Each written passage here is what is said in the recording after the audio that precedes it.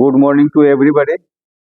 आज बहुत खुशी की बात है कि आज का जो टॉपिक है importance of classification in leprosy, यानी लेप्रोसी में जो हम ट्रीटमेंट करते हैं, डायग्नोज करते हैं, तो उसमें उसका वर्गीकरण क्लासिफिकेशन का क्या महत्व है। अब क्लासिफिकेशन का महत्व पर हम लोग आज चर्चा करेंगे। लेप्रोसी का सही ट्रीटमेंट करने के लिए क्लासिफिकेशन का होना जरूरी है, क्योंकि जब भी हम किसी रोगी को डायग्नोज करते हैं तो उसका जो ट्रीटमेंट हम देते हैं तो उसके शरीर पर बैक्टीरिया का लोड कितना है उसके आधार पर हम ट्रीटमेंट देते हैं। अगर उसके शरीर में बैक्टीरिया का लोड कम है, जैसे पॉसी बेसलरी है, तो वैसे स्थिति में उसको हम कम समय का ट्रीटमेंट देते हैं और उसमें कम मेडिसिन होती है। अगर कोई रोगी को हम डायग्नोज किए उसमें बैक्टीरिया की संख्या ज़्यादा है, मल्टी बेसलरी है, वैसे स्थिति में उसका ट्रीटमेंट लंबा हो जाता है और दवाई की भी मात्रा बढ़ जाती है। यानी कहने का मतलब है कि क्लासिफिकेशन, डायग्नोज के बाद क्लासिफिकेशन करना जरूरी है। अगर हम क्लासिफिकेशन के अभाव में यूं ही हम ट्रीटमेंट करते हैं तो उसमें ढेर सारा हानि हो सकती है। इसमें बिना वर्गीकरण का जब हम ट्रीटमेंट करते हैं, अब मान लीजिए कि कोई रोगी ऐसा है, डायग्नोज किए यूएमबी का केस है, एमबी का केस है, यानी उसके शरीर में बैक्टीरिया की संख्या ज़्यादा है। वैसे स्थिति में हम उसका पीवी का ट्रीटमेंट दिए, बिना क्लासिफिकेशन में हम पीवी का ट्रीटमेंट दिए, तो जब पीवी का हम ट्रीटमेंट देंगे तो पीवी यानी कम बैक्टीरिया, जबकि उसके शरीर में बैक्टीरिया की संख्या ज़्यादा है। अब यहाँ पर इम्पोर्टेंस ये समझिए कि वैसे स्थिति में रिलैप्स होगा, ड्यूरेशन बढ़ेगा और डिफॉर्मिटी पैदा होगा। रिलैप्स का मतलब क्या होता है? आप ट्रीटमेंट हम दिए लेकिन उस सार्थक ट्रीटमेंट जब नहीं हुआ तो कुछ दिन के बाद, 2 साल के बाद, 1 साल के बाद फिर बीमारी दोबारा उभर के आ जाता है, रिलैप्स हो गया। उसके बाद दूसरा पॉइंट इसमें क्या होता है? ड्यूरेशन। अब रिलैप्स हो गया तो वैसे स्थिति में उसका फिर दोबारा जो ट्रीटमेंट चलेगा वो लंबा समय तक का ट्रीटमेंट चलेगा, तो उसका ड्यूरेशन भी बढ़ गया, यानी उतना दिन तक के उस पर शरीर पर बैक्टीरिया का प्रभाव पड़ा, वो संक्रमित रहा। और तीसरा है कि जब लंबा समय खींचता है तो वैसे स्थिति में हो सकता है कि रोगी में डिफॉर्मिटी भी हो जाए, ये हानि हुआ। अगर हम क्लासिफिकेशन रोगी का कर लेते हैं और क्लासिफिकेशन के बाद जब हम ट्रीटमेंट देते हैं तो उससे हमको ढेर फायदा होती है। क्लासिफिकेशन से क्या क्या फायदा होती है यहाँ देखिए। Good regiment selection. Good regiment selection का मतलब क्या होता है कि रोगी का जब क्लासिफिकेशन कर लेते हैं कि पीवी में है या मल्टी में है, वैसे स्थिति में उसको कौन सा दवा देना उपयुक्त रहेगा, इसका सिलेक्शन करने में हमको फायदा मिलता है। इसीलिए इसका पहला एक फायदा हुआ। दूसरा, जब वर्गीकरण किया हुआ रहता है तब रोगी का कॉम्प्लिकेशन हम देखते हैं कि इसको आने वाला समय में क्या जटिलता हो सकती है। जटिलता का इन द सेंस मतलब ये होता है कि मल्टी बेसलरी है तो वैसे स्थिति में उसके फेस के ऊपर पैच है, हो सकता है नर्व के ऊपर में पैच हो, तो ये सब होता है रिस्क फैक्टर।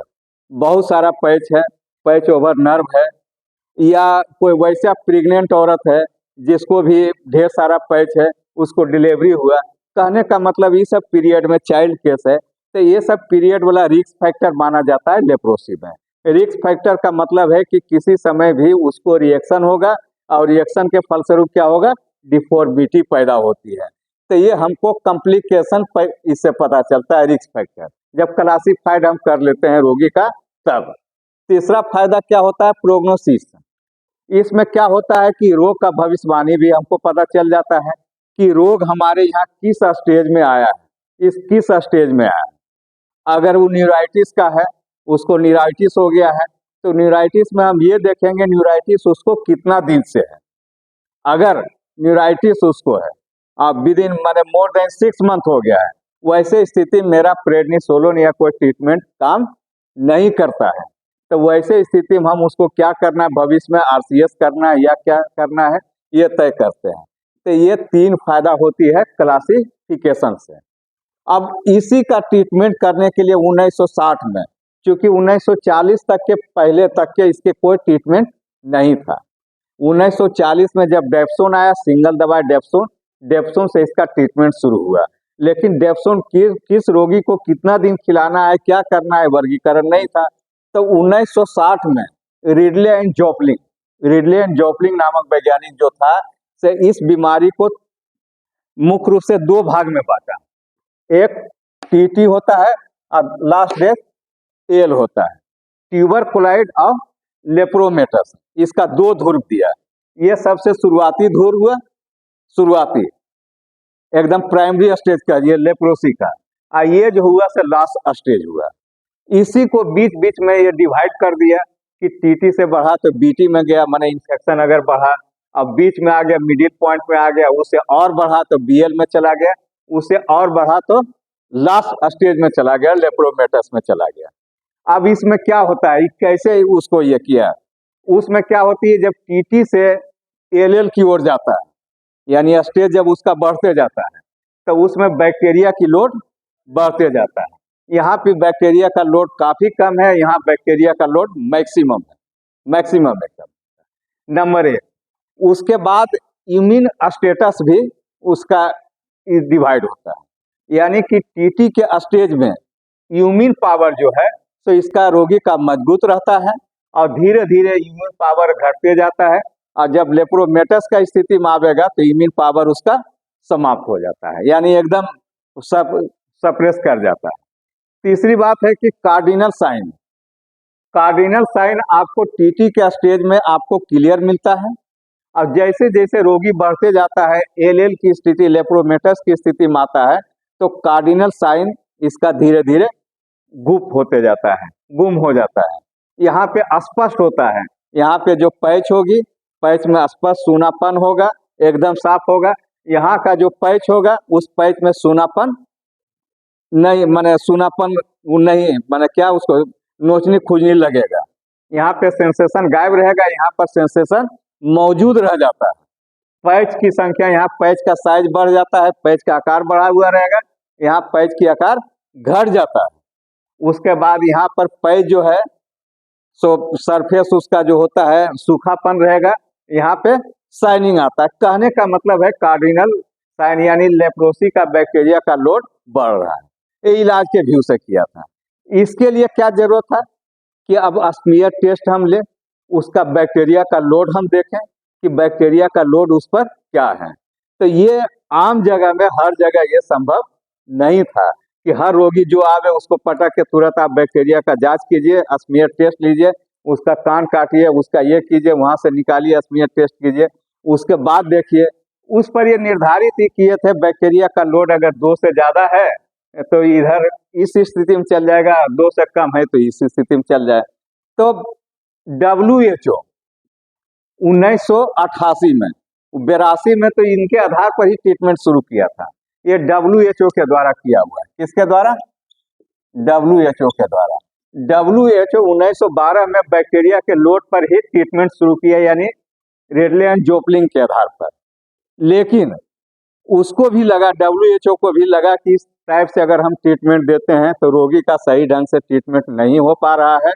तो लास्ट में वो क्या किया, देखिए यहाँ पे, ये देखिए, इसको भी ध्यान में रखते हुए वो निर्धारित किया कि इसमें पैच होता है और नर्व होता है। तो 0 to 5 यानी 5 पैच तक के अगर रहेगा तो 2 वर्गीकरण किया, एक पीवी और दूसरा एमबी।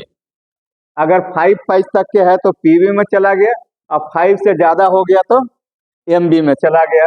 उसके बाद है कि नर्व डैमेज होता है इसमें। नर्व अगर एक नर्व हुआ तो पीवी में, और 2 या 2 से अधिक हुआ तो एमबी में।